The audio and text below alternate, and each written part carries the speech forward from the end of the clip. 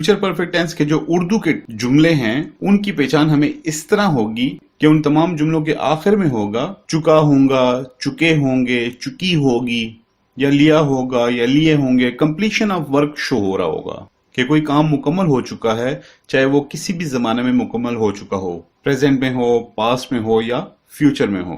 लेकिन क्योंकि ये फ्यूचर है तो इसमें हमेशा मुस्तकबिल में एक काम की कंप्लीशन शो हो रही होगी। अब हम बात करते हैं रूल्स के बारे में। तो रूल नंबर 1 ये है कि इस टेंस में हमेशा वर्ब की थर्ड फॉर्म यूज होगी। और मैं ये ऑलरेडी बता चुका हूं कि जो खाली परफेक्ट टेंस हैं, चाहे वो प्रेजेंट हो, पास्ट हो या फ्यूचर टेंस हो, उसमें हमेशा third form of the verb ही इस्तेमाल होगी।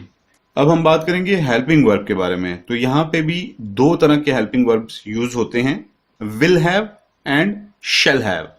विल हैव का इस्तेमाल तब होगा कि अगर जुमले के शुरू में ही, she, it, they, you singular या प्लूरल नाउन्स हों, और अगर जुमले के शुरू में आई और वी का इस्तेमाल हुआ हो तो वहां पे आपने शैल हैव को इस्तेमाल करना है।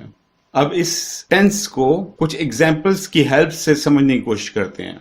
He will have won the match. अब जिस तरह सेंटेंस के शुरू में हमने यूज किया है ही, therefore our helping verb will be will have, और उसके साथ आप फॉर्म ऑफ द वर्ब जो है वो देख सकते हैं कि वो third form of the verb use हुई है, won।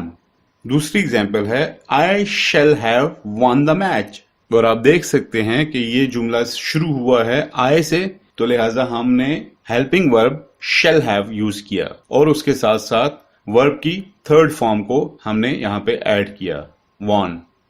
और अगर इन जुमलों को हम नेगेटिव में कन्वर्ट करेंगे तो हमने क्या करना है कि विल हैव के दरमियान में नॉट को ऐड करना है और शैल हैव के दरमियान में नॉट को इसी तरह ऐड करना है। तो ये बन जाएगा will not have, shall not have. तो लिहाजा ये सेंटेंस इस तरह कन्वर्ट होंगे कि ही will not have won the match, I shall not have won the match.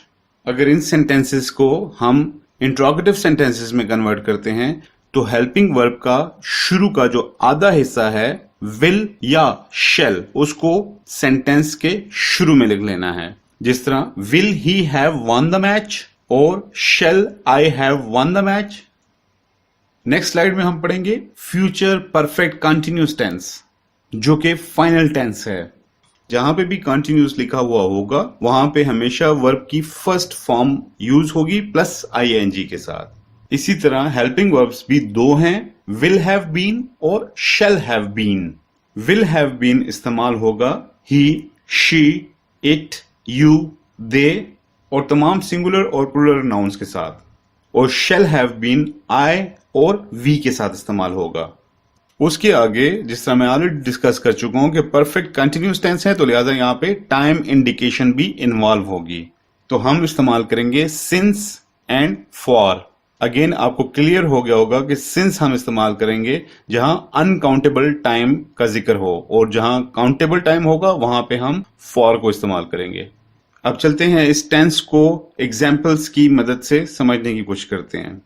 He will have been cursing all the evils since childhood। इसका मतलब ये हुआ कि वो तमाम बुराइयों पर बचपन ही से लानत बेचता रहा है। अब आपने देखा कि स्टार्ट में हमारे पास जो प्रोनाउन था वो ही है, तो उसके साथ help for the last 1 year. तो लिहाजा आप देख सकते हैं कि हमने स्टार्ट में आई का यूज किया तो उसके साथ शैल हैव बीन को हमने ऐड किया, first form of the verb है, और इसी तरह आईएनजी उसके साथ लगा हुआ है, और आखिर पे क्योंकि 1 ईयर काउंटेबल है तो हमने फॉर का इस्तेमाल किया।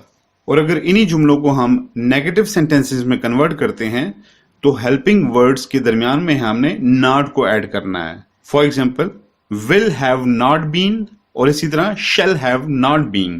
तो ये जुमले बन जाएंगे he will not have been cursing all the evils since childhood, और दूसरा जुमला इस तरह बन जाएगा कि I shall have not been living here for the last 1 year।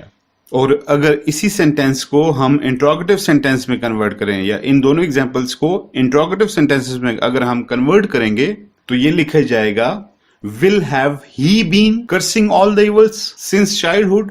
will have को जुमले के शुरू में ले आए हम लोग। इसी तरह दूसरी एग्जांपल को इंट्रोगेटिव सेंटेंस में कन्वर्ट करते हैं। shall have I been living here for 1 year? तो लिहाजा इस स्लाइड में न सिर्फ हमने फ्यूचर परफेक्ट कंटिन्यूस टेंस को पढ़ा